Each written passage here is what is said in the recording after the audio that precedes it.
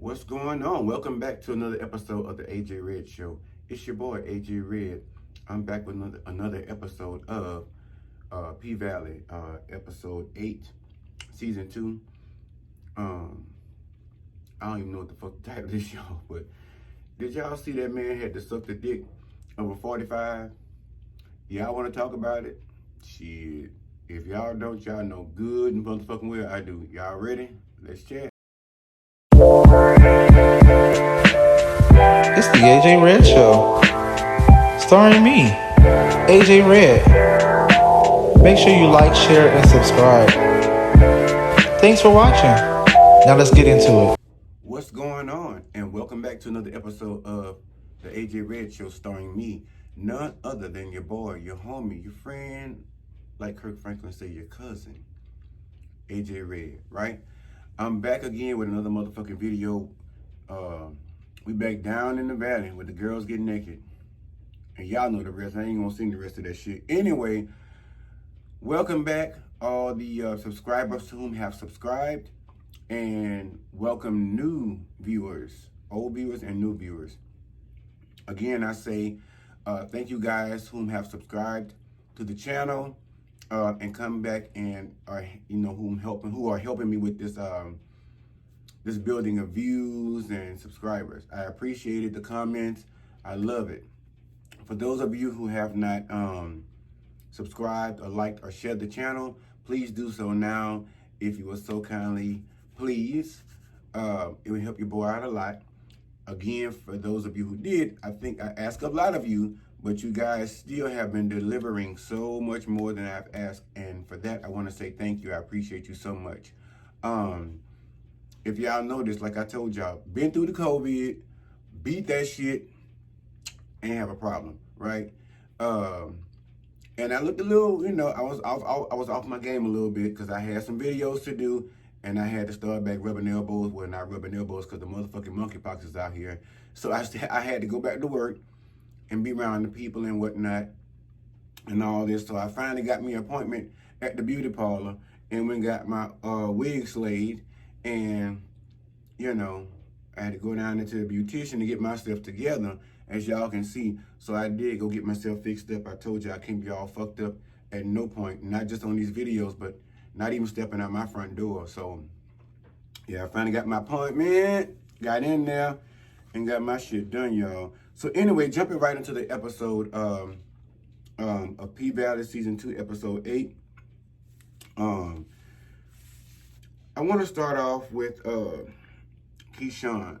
Y'all, it's really bothering me about this man beating on this girl, knocking upside the motherfucking head and shit, bruising her face up, choking her half the time, and doing all kinds of ways and shit like that.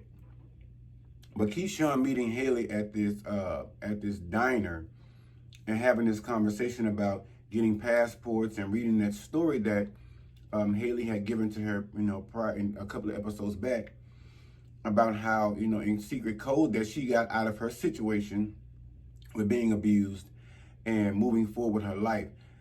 It ultimately cost her her daughter's life, but she's trying to help Keyshawn prevent that bullshit from happening to her. And so, me personally, I just don't understand why she just don't call CPS since he done been beating on them children and shit. Why she don't call CPS, tell them what's going on, have them come by the house. Clearly he knocks upside the fucking head on a regular basis, so it's not like she has to hide the wounds or the bruises. So when they come by the house, they can see all what has happened and clearly see the children and look at the doctor's report and see that, it may have been documented once, twice, whatever have you, and just have his motherfucking ass picked up and be done with it. Or better yet, if she can just go ahead and blow his motherfucking scalp off and part his head down the middle with a motherfucking bullet when he came through that door and took that battery out that car. Andre lied about his daddy, saying that his dad had, I think, his mama died of a drug overdose and his daddy had died. I don't know what the fuck, I can't remember what the story was, but his daddy's supposed to have been dead. But all of a sudden, through some miraculous act of God, he came back to life, but he ended up in prison. So apparently, in just that short period of time, he had a a transformation from the spiritual realm to uh, back here to the earthly realm, and apparently in prison. So what a way to go! But I when he explained it later on in the episode to Haley, I want to say I understood where he was coming from. But my whole thing is, where's his publicist? Like, why are they not getting out in front of this and saying, well, shit, me personally, I would have got out there and said, well, as far as he knew, you know, as a child being told up until adult and finding out on television when you all found out, he was told that, you know, his father had been deceased. He knew nothing otherwise. And leave it at that. And even if they went as far as interviewing his dad in prison or some shit like that, paying him a little guap, you know, a little skrilla, as they say, to find out, you know, when is it he last saw Andre, even if he said, fuck, 12 years old, well, let's analyze all that shit. You got to be an Olivia Pope in a situation like that. It's politics. And I'm not saying it's good practice, but if you're going to do this shit, be the best at it, like Olivia Pope. But what it was, the little half and half wanted to, he got pissed. He told them people, first of all, if I worked in the campaign office and I was told to just get the fuck out, first of all, we're going to exchange a few more words than that for the first and final time, because I'm about to lay around and quit this motherfucker, because you're not about to talk to me like that unless you're paying real Skrilla. And I'm talking about real Skrilla. I might let you slide with a couple of them motherfuckers there. But it ain't going to be too many you're going to get away with. Tell me get the fuck out. You know, ask me to excuse myself and give you guys the room. But don't fucking talk to me like that half and half. So, but anyway, he went back and addressed Andre about the allegation, which they had just both actually discovered together on live television while they were watching the news update or whatever the fuck have you about the polls. And you know how they do the mudslinging and shit like that in politics. You know, talk about old shit they've done and shit they've been through and shit they found out about way back in the day that they've done. And they bring it to light. And they singe they motherfucking ass half the time and have the rest of us looking real crazy and trying to figure out who the fuck to vote for on the real. We really don't want to vote for pretty much anyone, but you want to do, you know, your citizen duty or your civic duty, whatever the fuck you want to call it, and go down there and press them little buttons and shit and play bingo on them buttons and pick one of them motherfuckers what you think best is to be in that seat.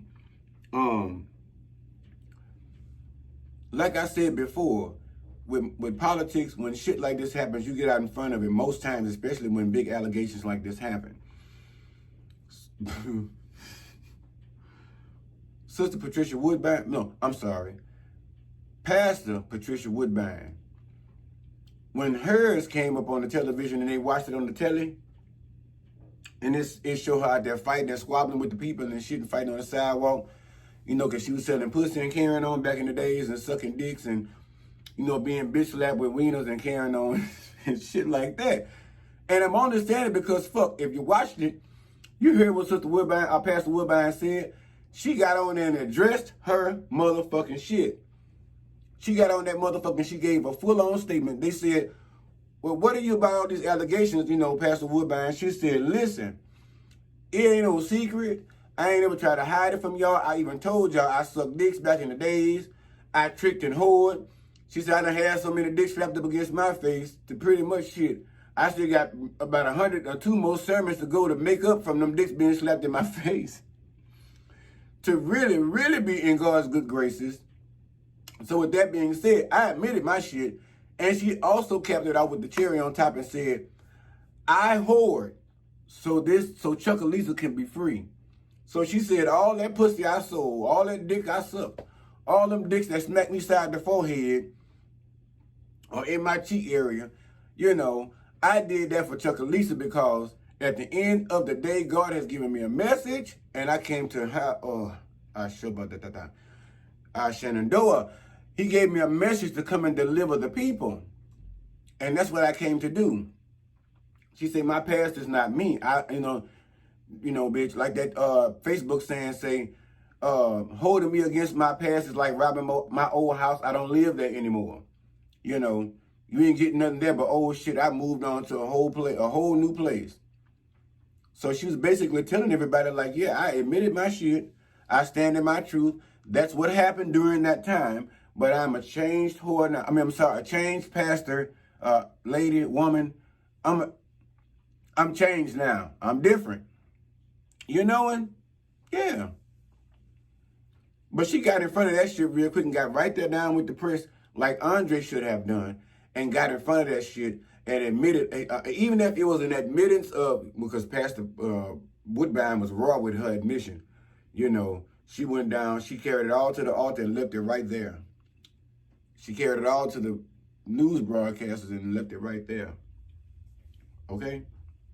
Andre should have gotten in front of this shit, even him and half should have got together on that and sorted that out a little better.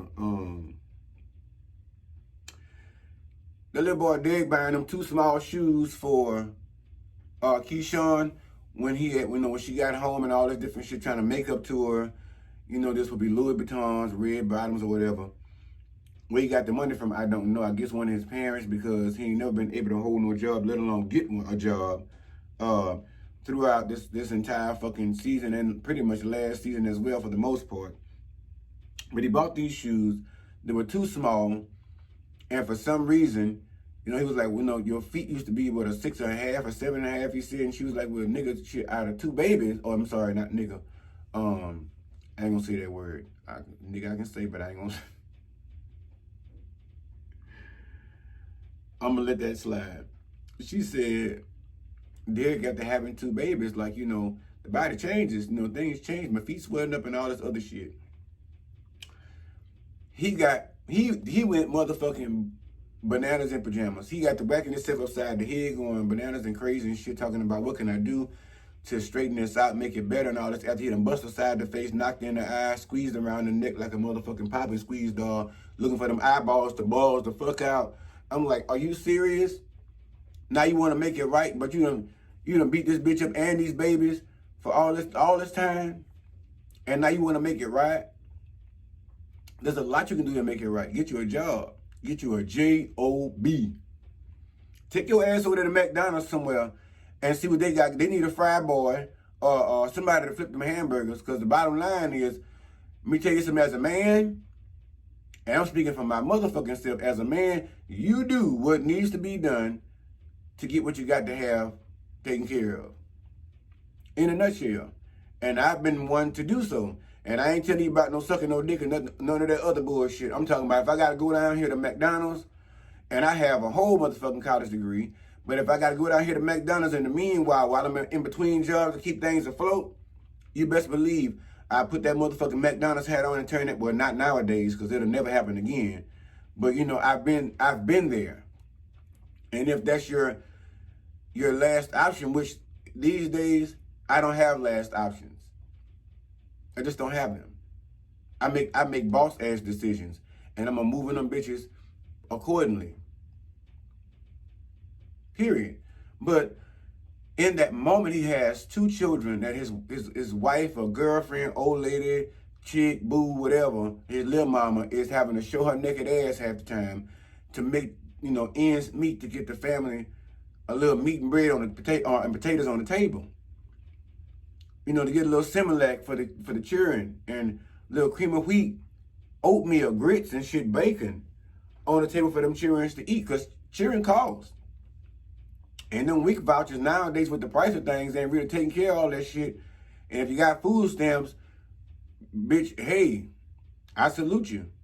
And hopefully they're giving you enough at the cost of groceries nowadays to buy more than just a loaf of bread or half and a piece of bologna or salami, and go down there with a little mayonnaise and put on that bread and eat that shit. You know, but with that being said, she's doing a lot to keep the family afloat. He can do at least, if she's showing her half her ass, he can go down and flip some burgers at the Burger King or at the McDonald's. I'm just saying. They got to work, or go down to the Crystals, fucking get you a job over there. You ain't too good for it. Listen. When they got over there to the hair salon, and they had that bitch head rolled up with them big ass motherfucking Coca-Cola cans, I might near died and fell out on the floor. I've never in my life, I've seen some big ass rollers, but what kind of motherfucking curb patron is you looking for when you roll your shit up in some empty Coke cans? And who set up and drink all these fucking Cokes all day to make this happen for you? I guess with the kind of money she packing, I guess she'll pay a bitch to sit there and ruin their kidneys and catch gall and catch gallstones, sucking up all these cans of Coke just so she can roll her big bleach blonde ass rich hair. That shit was killing me. And then she had the nerve to have a whole conversation and ask the lady that owned this shit and her shampoo gal to step the fuck away while her and Lakeisha Savage have a discussion as we, AKA Haley, walks in to talk about her about this $10 million versus this $5 million deal. The woman told her after she lit that big ass cigar, she say, first of all, I like a woman that knows her worth. I like a bitch that knows her beauty. But those are some dangerous things. Those can also be some things that turn on that bitch. So basically, she was telling her, fucking around with me, bitch, you lucky, because they was trying to get it for free. Them previous motherfuckers that was trying to rob you of your property. I came in to offer you a smooth $5 million motherfucking dollars. 5. And now, bitch, you walking up here doing my hair appointment with these good old Coke cans. I done already paid somebody in the fucking back to suck all these motherfuckers down up in here to roll my goddamn hair so I can go sit up out. And I thought about what motherfucking drivers they gonna sit this bitch under for this hair to dry. With all them big old 6-ounce motherfucking Coca-Cola cans upside her motherfucking head and topping in the bite. I didn't understand it. If y'all understood it, please let me know. In Chuckalisa, they must really got some ghetto shit going on. I can understand a few things like crystals and maybe that leopard print ass motherfucking hat this baby had on doing this episode, which I've never seen. And I done seen a lot of shit in hair.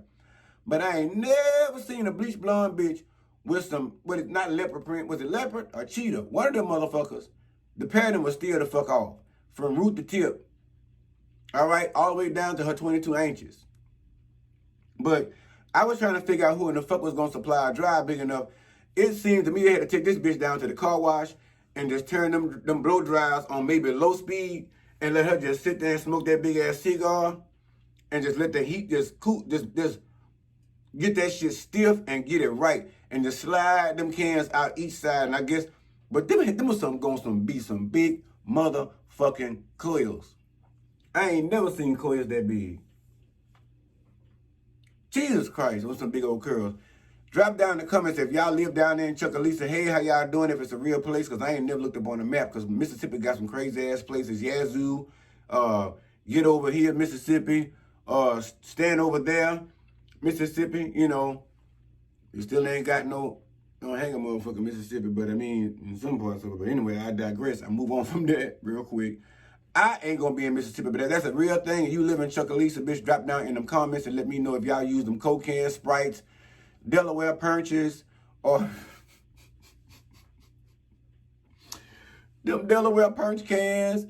I mean, A&W Root Beer, I mean, Big Shot, whatever they got, bitch. If y'all use them 6-ounce cans at all, for them curls, please drop down in them comments and let me know. But that woman told Haley, bitch, if you walk out of the salon, I'm gonna see you on election day. And that woman say, bitch, what sayeth you? And Haley say, well, bitch, I guess I'll see you on election day. Goodbye. See you later. Smooches. Mercedes.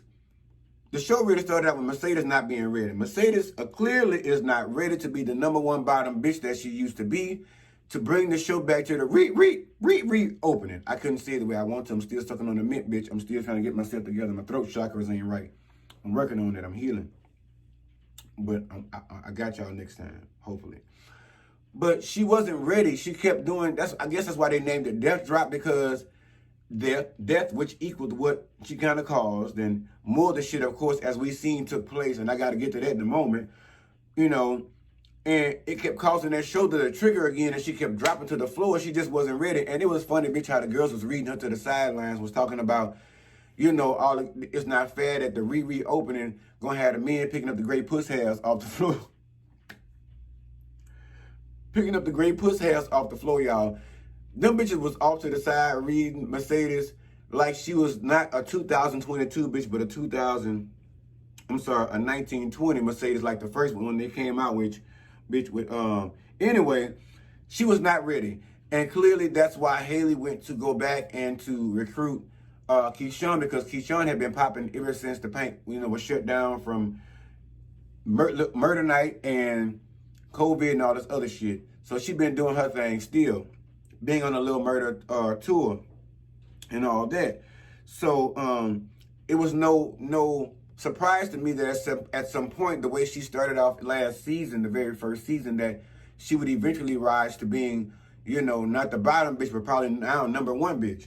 And so Haley went to recruit her, and that was kind of the part, to help out a little bit at the paint for the reopening, but still help you bitch when you ready to get away, from old boy knocking you in the face. But yeah, Mercedes is not ready. That showed it. Like Haley was, I thought Haley was being a bitch to her, trying to get back at her from a couple of episodes ago when they had their interaction, when she found out she was going to sell the paint. I thought she was being a bitch to Mercedes, and I was like, well, shit, Mercedes, she the bottom bitch. You asking her to get up on that stage and show you her new routine. She was like, bitch, normally Mercedes is like, want to see the routine, here you go. But this time she was more so of like, bitch, I think you playing with me. But Uncle Cliff gave the signal, his bottom bitch went into play. She went into action, but somewhere in the way, in the show, she had a glitch a couple of times. And when she came back again to practice with Keyshawn there at the stage, which when I tell you, bitch, their mouth just dropped when Keyshawn walked in the room, because they all thought it was going to be another girl to the side that was going to be the opening act. Bitch, Keyshawn walks into the room. Mouths dropped. Apparently, Uncle Clifford and Haley had a whole motherfucking back and forth and so forth and carrying on and whatnot and all that shit behind it. But I think ultimately Mercedes does know her time. She never wanted to be there this long anyway. But I think she knows that her time is up, but she's trying to build up a Skrilla to get, back to where she was before her mama fucked over her. And I mean, I guess she don't know no other way. And I guess living in Chucalissa and you don't want to leave your kid down there when you don't have custody of him. I mean, what else do you have to make some quick, come up cash to get yourself back on top? Big T's funeral. Because I'm not going to go over that whole scene, y'all. The shit was long, y'all. I'm not finna go bit by bit. Y'all better go watch this motherfucking shit. Big T's funeral. I didn't know they was going to do Big T's funeral because they didn't do Rome's funeral. So I guess they say fucking Rome. They had to get him off the payroll and send him on about his business real quick and give him his final check and let him, watch from the sidelines behind the production. But that funeral was one of the most ghetto fabulous things I've ever seen. I want to say I love it. I live for it in Chucalissa if I live there. But being who I am and what I know, I mean, god damn, I have seen a plenty of color caskets. I've seen blue, I've seen silver, I've seen gold, clear, black, two-tone. But I have never in my mammy fucking sweet baby back rib biting life seen a red motherfucking casket with gold handles. How you doing? Yeah, so they had them dressed up all nice, and as of course they played that old good throwback number real quick. And had the fume, and they came up there putting the blunts in his hand and shit and stuff in his pocket, and Lil Murder came up and tweaked his nose as they normally had this little thing tweaking each other's nose when they were having a mental intimate moment. But y'all can tell, of course, we knew the man wasn't really dead. When he tweaked that man's nose, when that man's nose flopped and plopped back, I'm sitting there saying they could have cut that part out so it looked so real. Because, baby, look, I know rigor mortis would have set in that deep freezer, sitting there 2 weeks, or a week or so waiting to be buried, with that outfit on and putting that bandana around his head to cover that bullet hole. But that fool that got on Instagram or whatever it was he was on and claimed the credit for Big T's life being ended was apparently fucking around in the wrong courtyard, wrong playground at the wrong time. It was not a good time for him to play these games out there in these people's streets. We're going to get to that in a minute.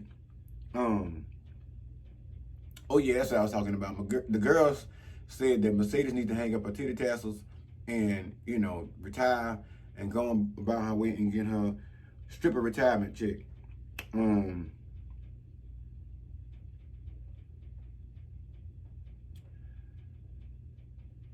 Haley is sending that. Yeah, I'm not gonna say sending. The fact that Haley fucked Andre and left that check on the dresser. I mean, y'all can't tell me Haley ain't no boss bitch. That's why I sit there and say Haley going up against this old lady with them cans up in her motherfucking head is for a reason. There's no way, you know, she would go through all this trouble if she didn't think something would come of it. And it just, Botany again fucked me up when I found out that Haley went and fucked Andre and left a $10,000 check on his dresser.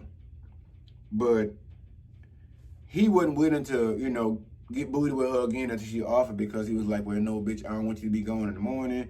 So she ordered some other shit for him. We didn't get to see all what she ordered, but I guess we'll see in the next episode. Cher drunk ass while Mercedes was practicing for the reopening. Cher again has baby girl driving her drunk ass around again. And it's mighty funny how, even though you've been this girl's guardian, you have nerve to buck up about taking her to go get an abortion. But bitch, like Mercedes said, where the fuck were you when all the shit was going down in the first place? Why you sitting there trying to down my child about her mistakes and what she was doing? Where the fuck were you to guide her through those moments other than hugging a bottle passed the fuck out drunk at night? So I'm pretty sure she was sneaking out the house, going getting her butt ate out the bite and shit, and you know, plugged in and all this old stuff. As my grandma would say, I'm pretty sure she had enough time to go jogging, you know, because letting somebody job up in there and carrying on because you was too busy drunk, sleep on the sofa in the fucking bathtub somewhere. You got in there to try to criticize another bitch that stepped in as a mother and who's been wanting to be there for her child and actually is doing the right thing. And she gave she gave that option to the child. She didn't make it for her. And you're gonna tell her she would have had her child, and deal with it that as it came down the line. How fucked up is that? And that's what Mercedes didn't want for the child, because she had dealt with that with us on her own with Sister Woodbine crazy ass. I'm sorry, Pastor Woodbine crazy ass. So how dare she'll sit up and run her lips and try to talk about how she feels as though Mercedes made a bad decision taking the girl, I forget her name now, down there to the place to Jackson to go get that abortion done. But it was her choice. She didn't bother to speak with her about it or anything, but she was too drunk to even figure out what the fuck was going on. But anyway, moving on, let me tell you something, baby. The pussy eating contest, well, I ain't gonna say pussy eating contest, the pussy eating situation over there at the hotel with this little crazy ass stripper girl with them big lips chewing that bubble gum and snacking it all the time and popping it. Her and I think the girl's name is Winter or Windstorm or something, or I don't know, fuck. They done plotted up this little situation about going down to the hotel all in all, basically. And the dude who Daniel Lang when the shit when the scene first opened up with the first episode, he wanted to smash the little white girl with the blue eyes, right? He wanted the little girl to set it up. Well, she was like, no, you know, you can eat and all this different stuff and wasn't gonna be no smashing. So they set the shit up, got down to the hotel. They was smoking a little blunt and whatnot. I think it must have been some kind of premium, because the way that white girl hit that shit and went in her third eye, third eye chakra opened.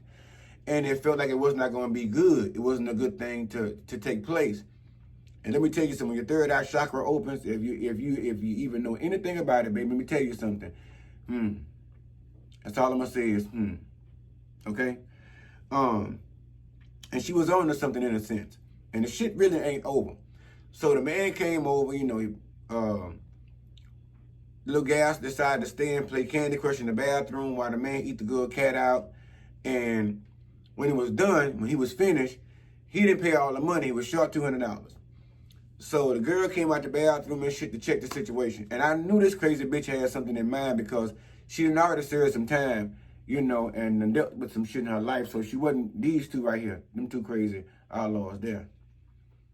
I can't think of their name right now. I've been drinking. I don't give a fuck. Go watch the episode if you can't remember. I got it next time.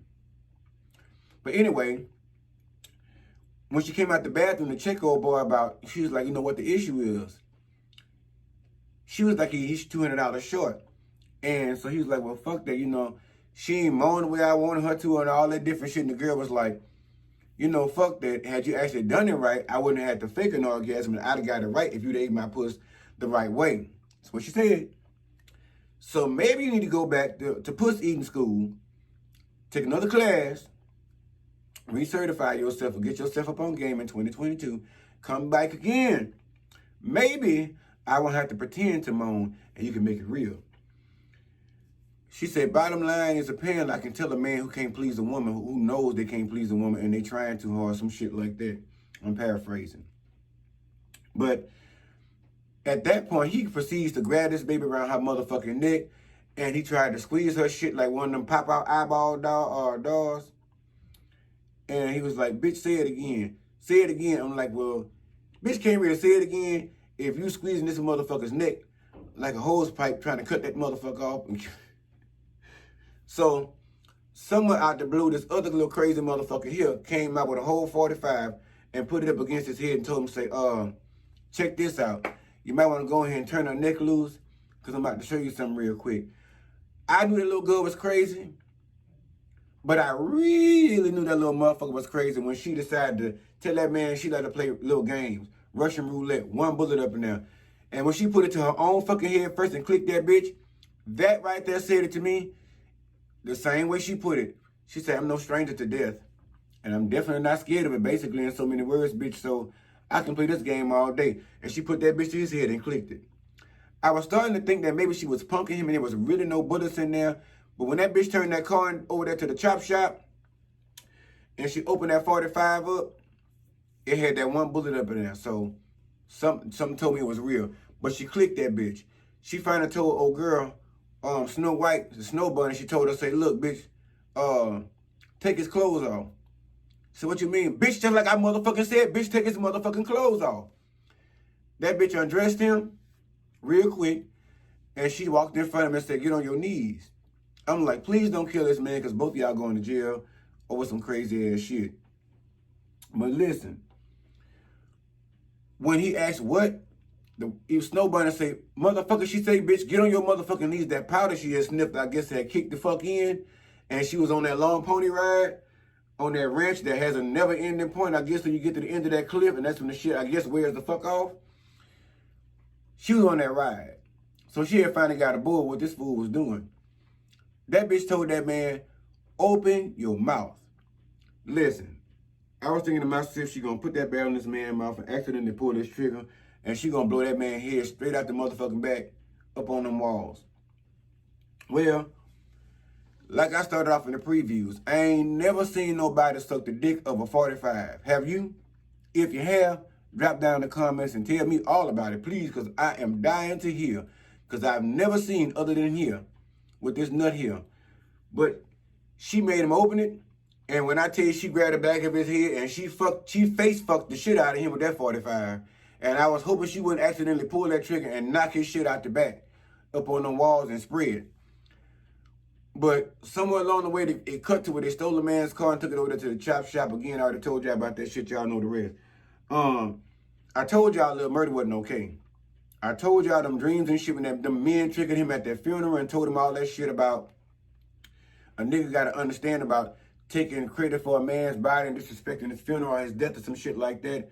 I would have thought after the speech he gave Lil Woody over there in the funeral home, after he found out he was the one that knocked Lil Rome motherfucking ass off like a chess piece, I would have thought after his morality had kicked in with Lil Woody, I would have thought that maybe he would have not listened to those fellas, and even maybe at a point when he actually, encountered this dude, and this man started talking about his children and one on the way and how he's taking care of his mother and all this shit. I'm like, Lil Murder, please have a heart. Don't do what you didn't want T Murder to do. Big T to do. T Murder. Bitch, I done made up a whole nother fucking character. Take that, y'all, and add it to the show.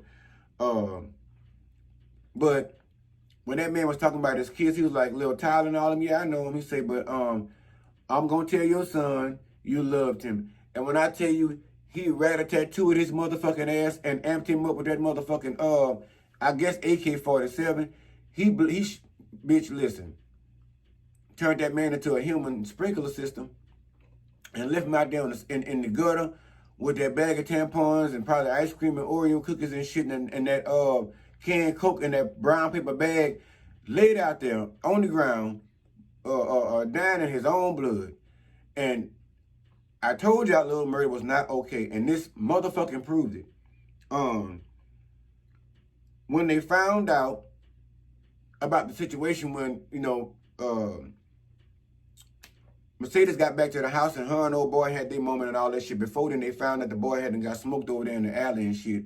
So they all ran over there, but Mercedes kept him over there to the house and really wanted to have a conversation with him about having, how to get over, taking a life and all this different shit. So that was the help she was seeking. She wasn't seeking no dick from him, but that's what he was thinking. But he was a gentleman. He backed off, and he was sweet to her and understood and hoped and prayed that she would actually find what she was seeking as far as answers. This last piece I'm gonna give y'all, and I gotta get out of here. Sister Woodbine, Lord, I'm gotta respect that woman. Pastor Woodbine with her sermon, I told y'all, much like Bishop Whitehead, full of bullshit. I told y'all I better watch the people running around the church, jumping up and down about, and got a screen up on the thing talking about all the donations. Who the fuck does that? That wasn't no telethon. That was church service. But I told y'all she was gonna find a way to make that money when they call themselves cutting down her population in churches and them services, making her bread. She is a Chuckalisa ex-whore, and she know how to make money. And when she figured it out, honey, and when half and half came through there and put that donation up there for $10,000 and told him to meet him in the back. When she got through live preaching on the camera to the people and taking their money, she went out there and met him, and they talked a bit and all this different stuff, and she tried to turn it over and say, well, that mayor seat, bitch, got more power than what you trying to give me, so I know I'm winning in the polls, because I started out running because I was doing it to be vindictive, but now I see the benefits. The Lord, she said, has told me the benefits of being in that mayoral seat, and I want it, motherfucker. I want it, and I'm going for it, and look like to me you're over here for good reason, because I'm winning in the polls neck and neck, and your boy Andre, whom you've been endorsing, done fucked up the church's money. Hallelujah. Yeah, you did. Done fucked up the donation. Didn't get behind it, didn't fix the shit, they're not putting out no press, they're not doing any of that right as of now. So with that being said, I know I got a leg up in this race, so while you trying to bribe me with this 10 grand, fuck off, because I'm going to get plenty much more than that in this church over here, selling hope to the people and selling salvation. And even in that mayoral seat, I'm going to make the two connected. I'm going to be a bomb-ass bitch, and my pocket's going to be damn near as fat as yours by the time I'm done. In between jobs over here, back and forth across over here in yonder ways. But when he hit her with that scripture, she looked and she froze. She didn't know he can get that book like that, but like they say, the devil can quote the book too. He knew it just like anybody else. So at the end, he hit her with that scripture, and then he hit her ass with a couple of bricks in that brown. See, them brown envelopes is a motherfucker. If somebody hand me a brown envelope, if that bitch ain't too fat or if it's not ticking, listen, there's something situated up in there, and they got to be looking right, though, but I ain't finna do no fuck shit, but listen, hand me a brown paper bag, and listen, I just might bag out the race, too. Fuck. But I still don't think Pastor Woodbine gonna back down. So at the end, we gonna see. I'm not even gonna tell you what the fuck my predictions are, because first of all, I'm way over time. Doing this video, I gave y'all way more details, so if you ain't seen the episode, go over there and watch it. P.Valley. Season 2, Episode 8. Anyway, I gotta go. I have other shows to get on top of, other shit to find for y'all, to bring y'all and keep y'all's attention and bring y'all back. So with that being said, please don't forget to like, subscribe, and share. Please hit that notification bell to make sure that you get the notification when these videos are uploaded. For those of you all, again, let me say I want to extend my appreciation for those of you all who have done so already. Please continue to watch. Please continue to hit that like button, share, and please continue to, share with somebody you like. Share with somebody you don't like. Share with a motherfucker you know. Share with somebody you don't know. Because again, I always tell you, I promise you, If you don't like me, I guarantee you somebody else will. But anyway, I'm about to get out of here and go, y'all. Y'all love on yourself, love on somebody else, but only if they willing to love on your ass in the same way back and mean that shit, because ain't nobody got time for that, right? All right. I'll holler at y'all later. Bye.